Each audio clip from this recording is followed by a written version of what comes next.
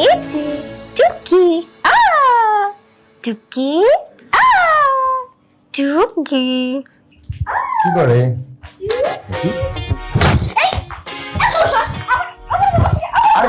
কি করতেছো? আচ্ছা বসো এখানে, বসো। আপনি আমাকে বকা দিলেন। বকা দিব না, কি করবো বলো? তুমি আমার পিছন থেকে যেভাবে বিড়ালের মতো ঝাঁপিয়ে পড়লে, আমাকে লিটারালি মারা শুরু করছো। খামচি দিয়ে দেখো কি করছো। না, আসলে তখন তো আপনি আমার বেবিকে ব্যথা দিছিলেন, তাই ভাবছি হয়তো বা আপনি আবার ওকে মারতে আসছেন। আচ্ছা তুমি আমাকে একটা কথা বলো, আশিক আমার কি হয়? কাজিন। আর আশিকের বেবি আমার কি হবে? ভাতিজি হবে। আর আমি ওর কি হব? চাচ্ছু হবে। তাহলে আমি ওকে কেন মারবো বলো? আমি আর ওর জন্য এই দেখো খেলনা, তারপর জামা কাপড় নিয়ে আসছি, দেখো। সত্যি? দেখি। ওয়াও, এটা কত সুন্দর জামা কাপড়, কত বড় জামা কাপড়। তোমার পছন্দ হয়েছে? হ্যাঁ, এটা তো অনেক বেশি সুন্দর হয়েছে। Thank you. You are most welcome. দেখো, তোমার চাচ্চু তোমার জন্য অনেকগুলো গিফট নিয়ে আসছে। কত সুন্দর একটা খেলনা নিয়ে আসছে। তুমি কি খুশি হয়েছো? হাসতেছো।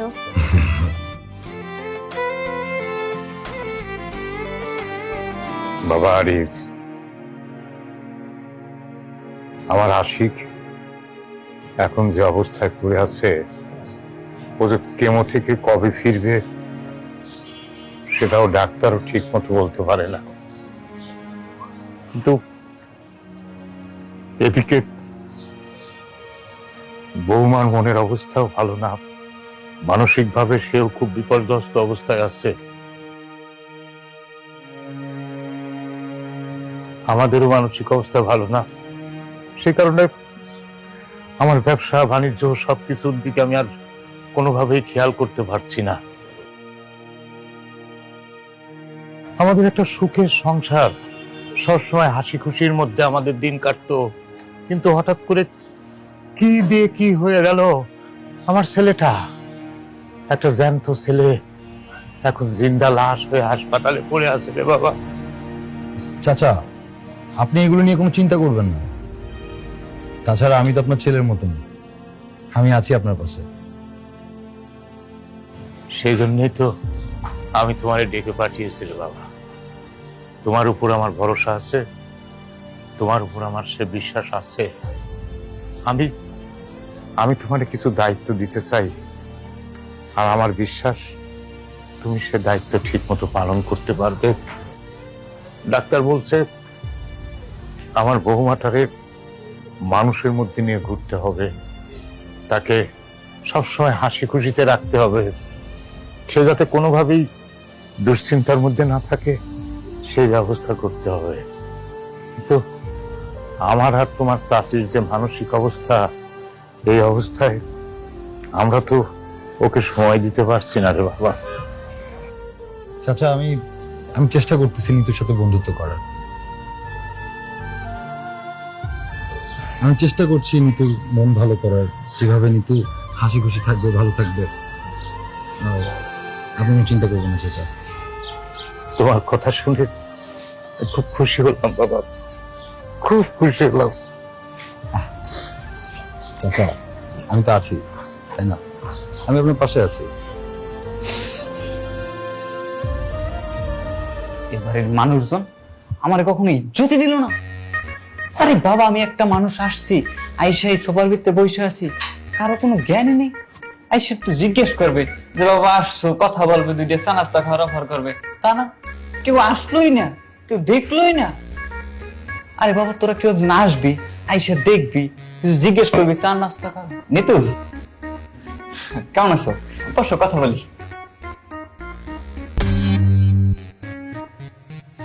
চরম বেতন, মারাত্মক লেভেল অভদ্রতা। হ্যাঁ, আমার গুনাই ধরলো না, একটা কথা বললাম, কথাটার কোনো মূল্যই নেই।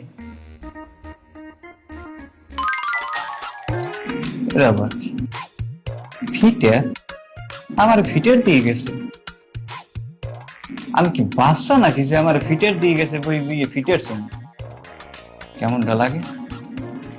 তাই হোক, দিয়ে যেহেতু গেছে, খাওয়া উচিত, কারণ একটা মানুষ একটা কিছু দিলে খাইতে হয়, না খাইলে তাহার অপমান করা হয়। আমি কি একটা মানুষকে অপমান করতে পারি?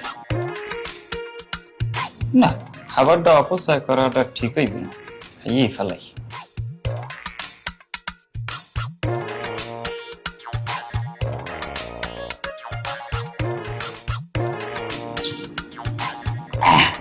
মজাই আছে।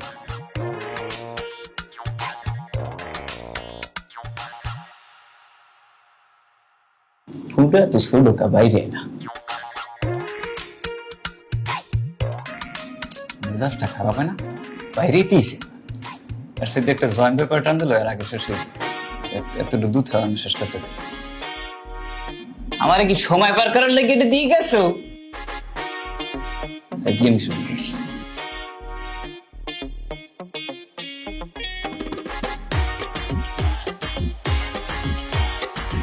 একটু মজা লাগে দেখে খাই, আনার খাইতাম না।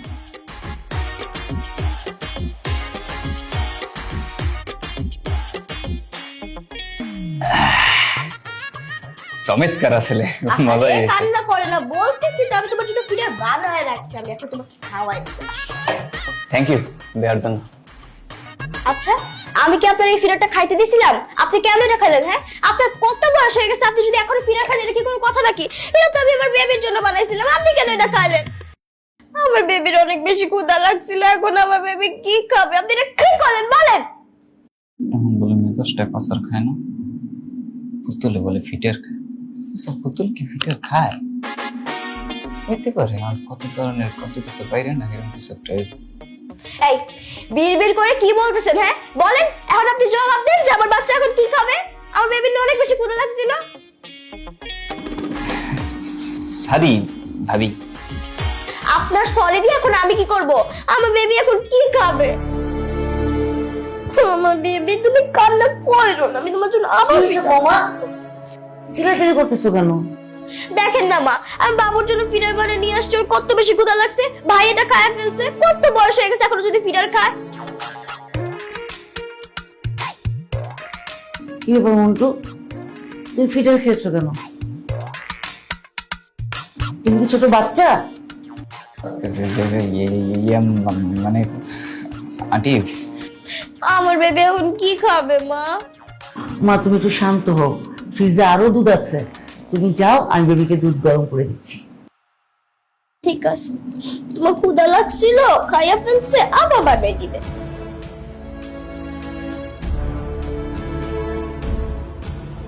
এই ছেলে, ব্যাপারটা কি?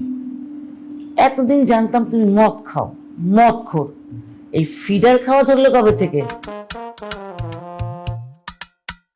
যাই হোক, এবার কেন এসেছো? আন্টি আমি আসছিলাম হচ্ছে ওই যে একজন দরবেশ বাবার খোঁজ পাইছি, তার খুব ক্ষমতা, সে অনেক ক্ষমতাবান। এই তো ব্যাপারটা কি? হ্যাঁ, আগে খাইতাম মদ, থাকতাম মদ খোরদের সাথে, এখন খাচ্ছ ফিডার, চলাফেরা করো দরবেশদের সাথে, ব্যাপারটা কি? না আন্টি, আপনার কিঞ্চিত ভুল হইতে আছে, আমি দরবেশ বাবাদের সাথে থাকি না, আমি ওই দরবেশ বাবারে খুঁজে বের করছি হচ্ছে নিতুর সামনে। নিতুর জন্য দরবেশ মানে? আন্টি আপনার কি মনে হয় নিতুর কি সমস্যা? নিতুর সমস্যা হচ্ছে জিনবুতের, নিতুর লাগে জিনবুত লইছে। আমি এই জন্য দরবেশ বাবারে খুঁজে বের করছি, দরবেশ বাবায় নিতুর জিন ভূত সব তারাই দেবে, এর এক্সের ক্ষমতা। এসব কি আবল বলতেছো? এই তুমি নেশা করে আসছো?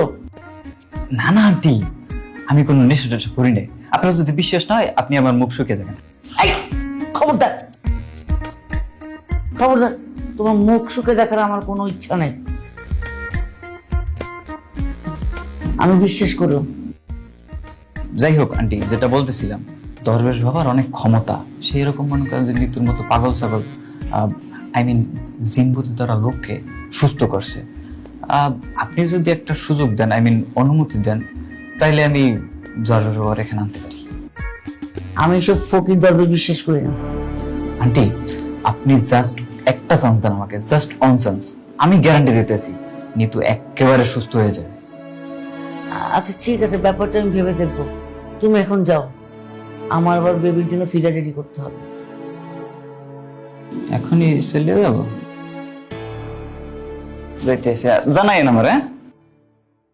নাস্তা নাস্তা কিছু দেয় না, অপমান খালি।